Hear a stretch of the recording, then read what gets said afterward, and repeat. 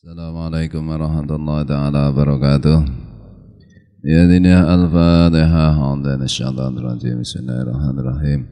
Alhamdulillahirabbil alamin arrahmanir rahim maliki yaumiddin iyyaka na'budu wa iyyaka nasta'in ihdinas siratal mustaqim siratal ladzina an'amta 'alaihim ghairil maghdubi 'alaihim waladdallin.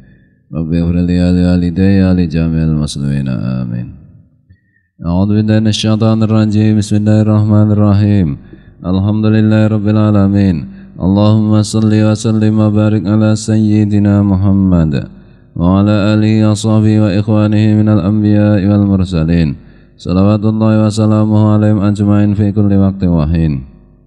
Amma ba'du, subhanaka la ilma lana illa ma 'allamtana innaka antal alimul hakim.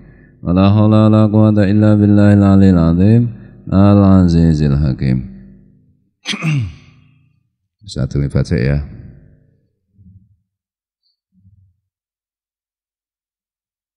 Baik.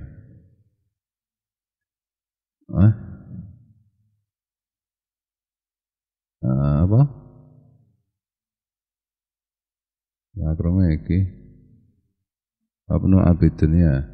Wabnu abid dunya wal bahagiyo ngan Muhammad ibn Wasi'.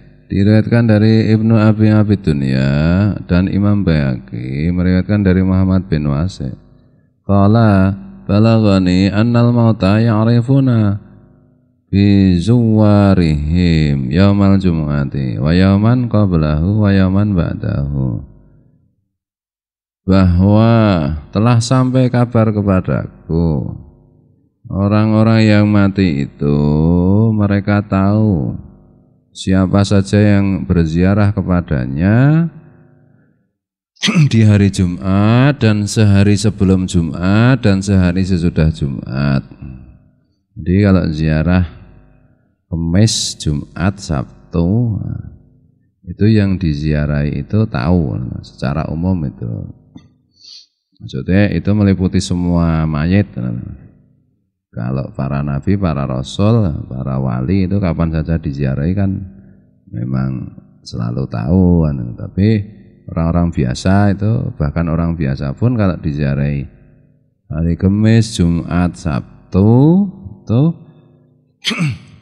bisa melihat tahu. Kalau hari-hari lain tidak tahu. Mungkin karena sibuk disiksa apa piye kan itu. Wal Baihaqi ngan Muhammad ibn Nu'mani mursalan man jara qabra abawaihi au ahadahuma fi kulli jum'atin ghufira lahu wa kutiba birran. Imam Baihaqi meriwayatkan dari Muhammad bin Nu'man sebuah hadis yang mursal, yaitu siapa yang menziarahi kedua orang tuanya atau salah satu di antara keduanya tiap hari Jumat, maka orang itu diampuni dosanya dan ditetapkan sebagai orang yang berbakti kepada orang tua. Ini babnya kan tentang ziarah kubur, ziarah pada orang tuanya tiap Jumat itu diampuni Allah. Terus ditetapkan sebagai orang yang berbakti. Salah satu cara untuk mendapat ampunan Allah dan salah satu cara untuk berbakti kepada orang tua itu kalau orang tua sudah meninggal tiap hari Jumat diziarahi. Orang tuanya belum mati ya jangan disuruh mati. Pengen ngamal ke hadis tadi ya Pak, mati ya kamu. Jangan. Ziarah itu kan mengunjungi. Kalau masih hidup tempat tinggalnya tidak jadi satu kan bisa dikunjungi juga. Nah, aslinya kata zaro ya zuru itu kan mengunjungi, baik yang hidup maupun yang sudah meninggal. Kalau yang masih hidup kalau kita berkunjung atau sowan itu disebut menziarahi atau ziarah. Itu kalau yang kita ziarahi, kalau yang kita datangi itu orang yang mulia, yang takwa, lebih takwa dari kita, itu disebut ziarah. meskipun orangnya masih hidup. Bahasa Jawanya mungkin sowan ziarah itu. Kalau datang itu kan berbeda, datang atau menemui atau mendatangi. Pola-pola ngerawui ya betul benar. Nek sowan itu kan kepada orang yang kita muliakan. Nek ngerawui itu kan kepada orang yang kira-kira memuliakan kita.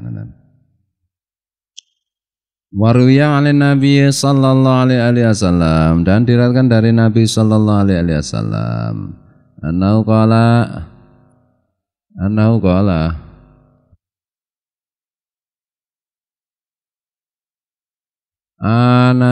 anasu anis ya. Anasu ma yakunul mayyitu fi qabrihi idza zarau man kana yuhibbu fid dunya. Bahwa Nabi SAW pernah bersabda, yang paling disukai orang yang sudah meninggal di alam kuburnya itu adalah ketika orang yang waktu di dunia dia cintai itu ziarah kepadanya. Ya misalnya si Fulan meninggal, si Fulan itu sebelum meninggal itu sayang banget karo si Dadap. Nah bagi si Fulan di alam kubur itu yang paling disukai itu adalah ketika si Dadap ziarah padanya.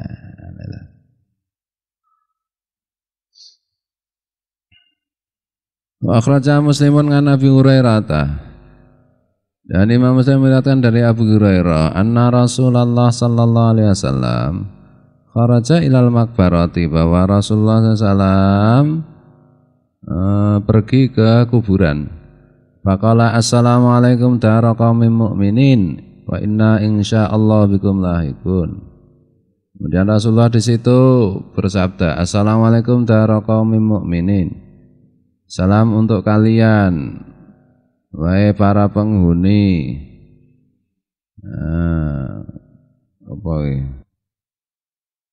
Wahai para penghuni yang beriman. Wa inna insyaallah bikum lahikun, dan sungguh aku insyaallah akan menyusul kalian. Rasulullah itu hampir tiap malam kan ke makbarah berdoa. Abu Hurairah itu pernah mengintip Rasulullah itu yang pertama ucapan assalamualaikum dara qaumil mukminin wa inna insyaallah bikum lahikun. Salam untuk kalian wahai kuburannya orang-orang yang beriman. Sungguh aku insyaallah akan menyusul kalian. Panajangan bisa nyusul.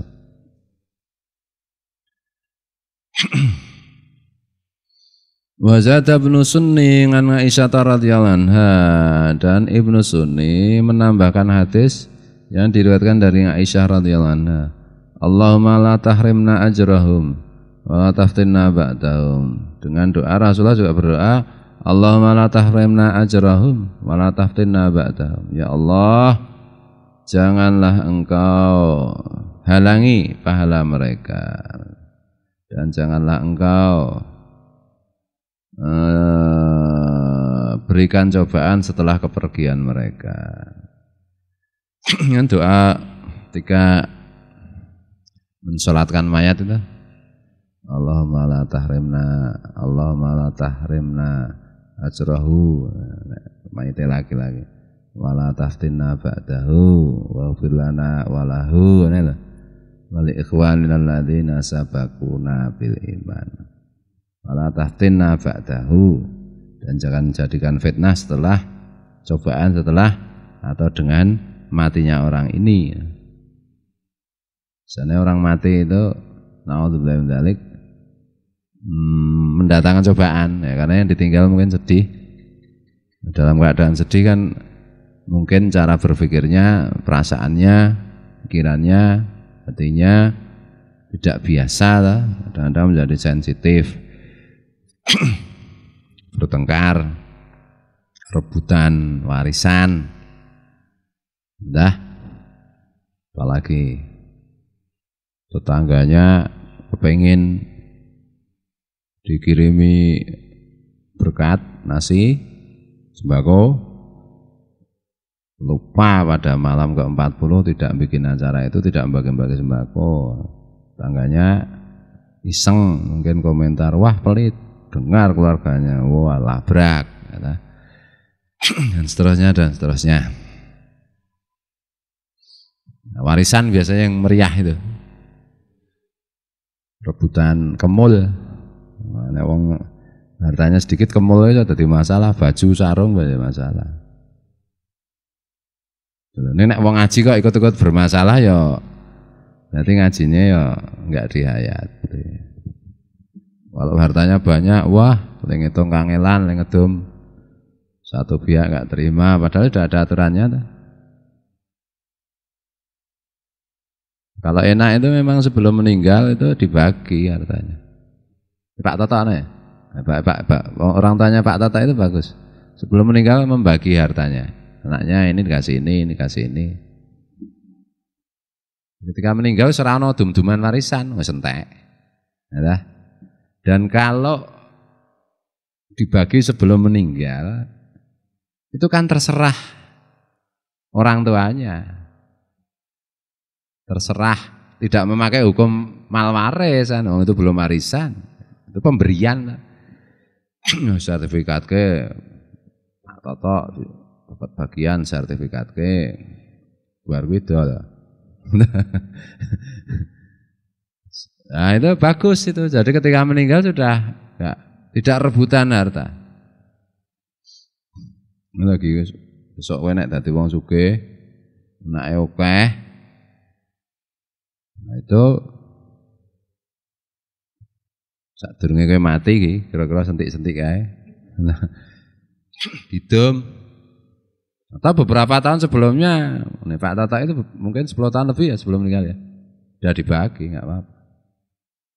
Betul.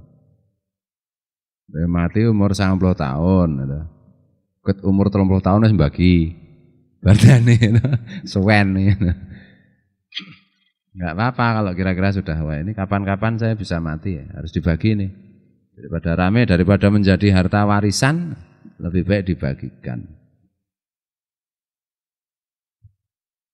Tuh, kalau di sini kan sertifikat tanah semua atas nama saya, tapi itu tidak untuk dibagi, untuk dipakai. Aku terus samu lagi itu mal waris, masjidnya separuh-separuh. Ini untuk pondok sih, untuk pondok. Nanti rano bagi-bagi ya. Kalau pengen punya hak milik ya beli sendiri. Kalau cuma menempati ya. 700 turunan, raming 7 turunan, 700 turunan boleh. Dik, kira-kira begitu. Bismillahirrahmanirrahim.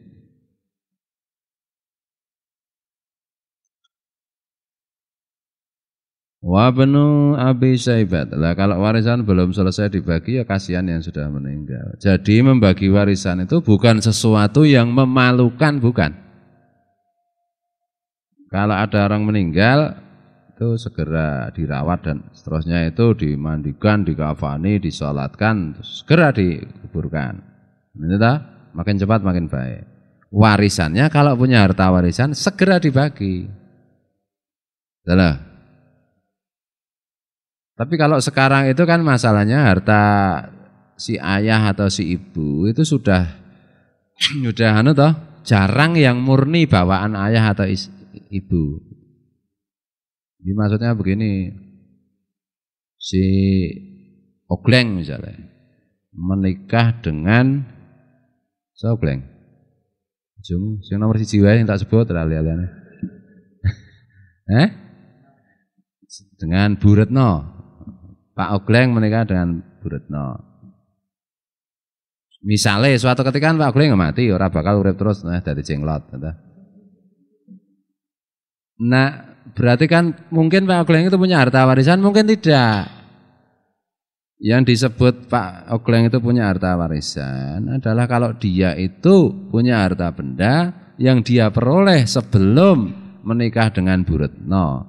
Dan harta benda itu tidak berubah, apa wujudnya, tidak berpindah secara secara material, nah misalnya Pak Ogleng dulu sebelum menikah dengan Bu Retno beli tanah 2x2 meter misalnya.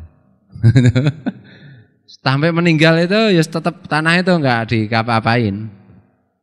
Nah itu ketika Ogleng meninggal itu menjadi warisan. Bu Retno mendapat 1/8, anaknya nanti ada anak laki-laki berapa, anak perempuan berapa kan itu. Tapi kalau Pak Ogleng sebelum menikah dengan Bu Retno beli tanah 5 hektar. Gimana umpama ki ora usah meri. Umpama. Kemudian menikah dengan Bu Retno, tanah 5 hektar itu kemudian dijual, dibelikan tanah yang lebih luas misalnya 10 hektar. Tanah 10 hektar itu kan sudah menjadi harta gono gini itu. Jadi kalau Ogleng meninggal itu separuh diantaranya kan punya Mbak Bu Retno. Ini nggak bisa dibagi terus Bu Retno dapat 1/8, anaknya nggak bisa. Karena itu sudah menjadi harta gono gini. Harta itu berubah statusnya ketika terjadi perpindahan, caranya terjadi perpindahan aset itu. Itulah. Soalnya Ogleng sebelum menikah dengan Bu Retno beli emas 8 kilo, masukkan kantong, sampai meninggal tuh nggak dijual, nggak diapa-apain, nggak diganti. Enggak bingung pakai keloni, orang keloni Bu Retno mah ngeloni emasnya gue. Ketika mati, nah emas itu warisannya Ogleng harus dibagi dengan ilmu malwaris. Salah. Tapi kalau emas 8 kilo, kemudian oleh Ogleng dijual, dapat uang sekian, let seminggu dipikir-pikir beli emas lagi deh, beli emas lagi. Ketika menjual emas dan ketika beli emas itu sudah ada Bu Retno, itu sudah otomatis menjadi harta gono gini. Harta gono gini itu kan harta yang didapatkan sejak dimulainya pernikahan. Kan itu tak? Perpindahan aset macam-macam. Itu membuat perpindahan status kepemilikan itu. Benar loh, mula Ogleng itu duwe akeh dibeli sebelum nikah sampai sekarang wis ora apa-apa, wis pamen disimpen terus, keloni terus, sesuk arep diwariske soalnya. Nek didol gijolke akeh liyane wis dadi gono gini. Betul. Begitu juga misalnya Bu Retno. Dia mendapat warisan dari orang tua, misalnya sebidang tanah. Nah, warisan itu diperoleh sebelum menikah dengan Ogleng. Atau kalau warisan diperoleh setelah menikah, tetap foto itu kalau itu. Kalau warisan enggak alasannya warisan. Misalnya Bu Retno setelah menikah dengan Pak Ogleng selama 500 tahun, dapat warisan dari orang tuanya sebidang tanah. Kemudian Bu Retno meninggal, misalnya itu loh. Kebetulan misalnya lebih dulu dari Ogleng. Ini kok ora donga Ogleng. Oh njur sesuk kira-kira sing ganti sapa ya? Herung karuan kabeh Ogleng. Nah itu. Nah, warisan dari orang tuanya Bu Retno itu menjadi harta warisannya Bu Retno kalau Bu Retno meninggal. Nah, suami dapat berapa? Bagiannya kan ada dalam ilmu malwaris. Kira-kira kayak begitu. Maka kalau mau mudah itu sebelum mati itu dibagi. Pakai malwaris nanti ruwet kadang-kadang terjadi perselisihan. Pilihannya cuma 2, dibagi sebelum mati sehingga tidak menjadi harta warisan, atau enggak usah punya harta sehingga enggak ada yang dibagi, ya loh. Si Dadap dapat si Sri misalnya, dua-duanya meninggal bareng, berarti harta warisan dan gono gininya ngumpul dari siji itu. Anake 20. Tapi Dadap karo si Sri enggak meninggalkan apapun kecuali 2 sarung, 2 kotang, ya wis. Ketoken baginan. Aman ra ana rebutan apa-apa, ning nek sarung apa kotang sing nggo rebutan ya remuk. Soalnya sarunge oleh kotange itu terbuat dari emas, ya kuwi masalah lagi kalau itu. Kalau nek nganggo sarung aja saka emas, aja nek nganggo kotang aja saka emas, ngono lho.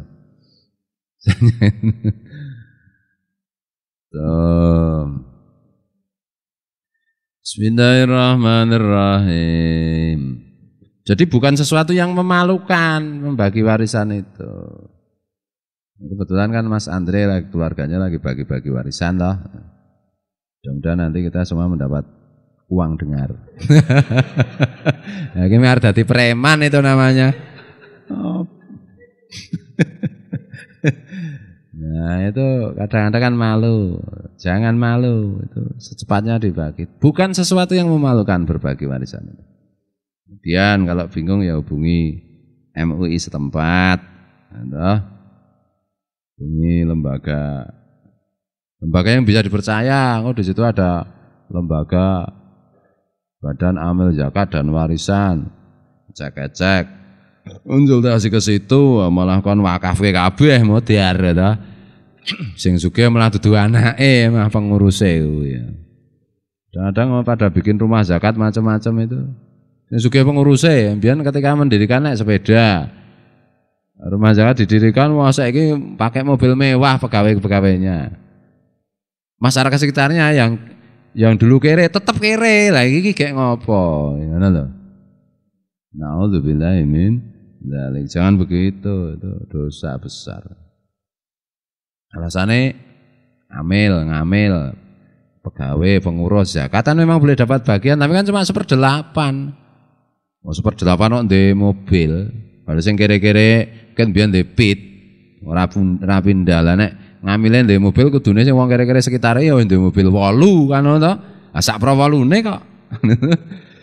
Ini pengurusnya malah udah sugih-sugih yang diurusi kere kabeh. Ya dulu waktu ada satu media massa yang melaporkan sumbangan pembaca untuk korban gempa. Misalnya dapat 10 miliar itu. Ini kesimpulannya saya begitu. Tak baca laporannya 2 halaman. Penggunaan uang dana bantuan gempa untuk Yogyakarta. Sumbangan dari pembaca 10 miliar. Penggunaannya saya baca itu 7 miliar diantaranya untuk ongkos operasional, honor relawan, transportasi relawan, nguntal relawan. Lah, nanti yang disumbangkan akhirnya cuma 30% itu 3 miliar untuk beli beras macam. Iki relawannya melu mangan kuwi mesti. Wah, ini mau wisata bencana ya. Nah, makanya kenapa di dalam kitab fikih itu dianjurkan kalau kita berzakat, bersedekah, memberikan hadiah, hibah atau pemberian dan lain-lain itu langsung. Misalnya saya mau kasih sedekah 10 triliun, waton gaya ki. Harta neke Yasin Margio misalnya, karena Yasin Margio seorang ulama misalnya. Ulama kan berhak menerima sedekah, zakat. Langsung saya sowan kepada Syekh Yasin Margio. 10 triliun ini saya hadiahkan untukmu wahai Syekh. Terima. Langsung gitu rasa tak titipke. Engko tak titip. Kalau tak titipke itu kadang-kadang kan repot. Titipke lembaga yang ngurusi para syekh misalnya. Rumah zakat dan sedekah infak hadiah khusus mengurusi para ulama. Tak kayak kono. Inilah pengurusnya misalnya Ogleng. Oh trennya oke. Saya serahkan pada direkturnya Ogleng. Pak Ogleng ini untuk ngurusi syekh-syekh seluruh Bantul 10 triliun. Khususnya Syekh Yasin Margio. Oh ya terima kasih Pak. 10 triliun nggo Syekh sak Bantul kokean iki. Yasin Margio iki 100.000 wis ngguyu. Akhirnya sing dineke mung 1 triliun, ya sing 9 triliun wah iki nek Syekh nek dibuat kaya malah nanti bahaya. Malah ora do mulang ngaji. Wis tak amanke tak nggo aku dhewe. Tapi kadang-kadang bisa begitu kalau lembaga itu. Maka saya enggak terlalu setuju dengan ya memang ada kalanya lembaga itu bisa dipercaya dengan audit yang hebat macam-macam itu. Kayak di Malaysia ada beberapa lembaga yang memang bisa dipercaya. Tapi kebanyakannya nggak bisa dipercaya masalahnya itu.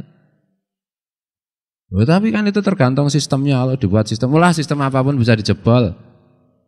Tergantung orangnya kan sebenarnya itu. Gitu loh.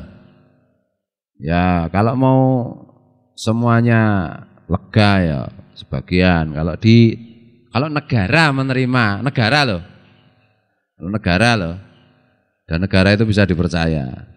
Punya lembaga zakat macam-macam. Ya sebagian serahkan negara. Bagian dibagi. Ya, negara tidak punya lembaga, kalau lembaganya cuma swasta, ya nanti dulu. Negara ya punya lembaga tapi ya nggak bisa dipercaya, ya jangan. Ya.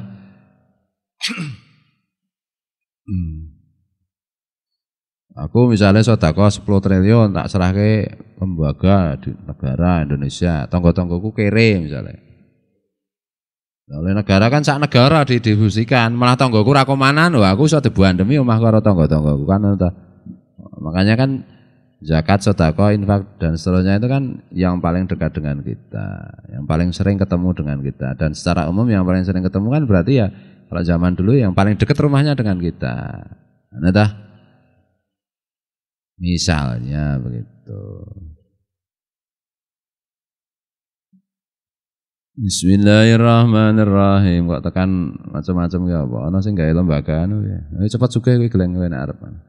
Profesi baru gawe SK notaris ki mung piro bleng paling 75.000 wis dadi sekli ya. Apa jenenge lembaga dijamin masuk surga. Oh, ini menerima zakat, infak, sedekah dan lain-lain no. Nggih spanduk ning dalan. Dijamin masuk surga kabeh wong bingung to. Sapa sing iso jamin lha ming lembagane jenenge dijamin masuk surga nek wonge ya ora karuan. Ada. Biar kan bensin murni kok dicampur ini Pak dengan minyak apa jenenge? Minyak apa troli apa? Minyak tanah. Lah ini jenenge bensin murni kok. Namanya bensin murni. Terbuat dari bensin biasa dicampur kan ngono ta? Ini jenenge iki bensin murni ngono lho. Dicampur dosa berarti ngapusi. Ya iso ngapusi ya iso ora. Wong pinter fikih kuwi ora ngapusi kuwi. Bensin murni, jual bensin murni ngono iki. Ora kok maksudnya bensin asli ora. Dijenenge bensin yang dijual dijenenge murni, bensin cap murni ngono lho. Bensin ikhlas kan murni to.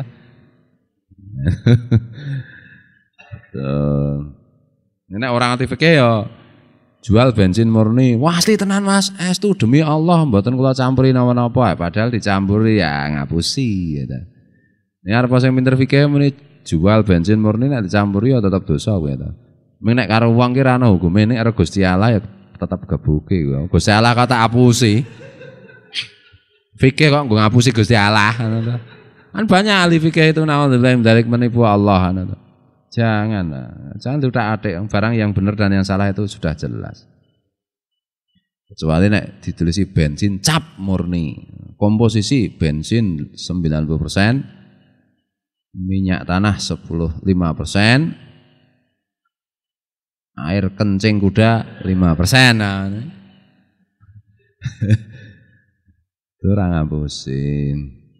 Bismillahirrahmanirrahim. Mabnu Abi Syaibata Anil Hasan wallahu muwaffiq ila aqwamit thariq wallahu a'lam. Assalamualaikum warahmatullahi taala wabarakatuh.